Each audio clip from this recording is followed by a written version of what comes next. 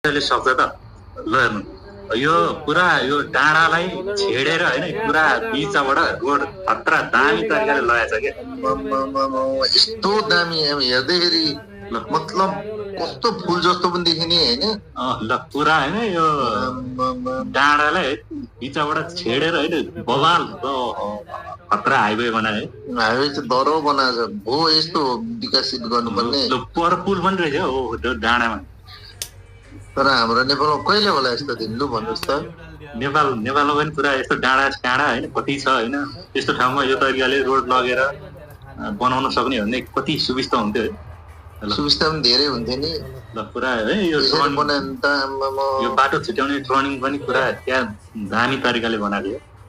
ल पुल ल डाँडामा हो कस्तो दामी तरिकाले बनाएको छ हेर्दै अब यो ओल्लो डाँडाबाट पल्लो डाँडासम्मै पुग्ने भयो के सिधै अब त्यो पुलबाट ल यति भएपछि होइन त्यो त अब तलबाट गएको भए त 3-4 घन्टा लाग्थ्यो होला होइन अब यहाँबाट सिधै गएपछि ल चाइनालाई विकासमा चाहिँ मान्नुपर्छ ल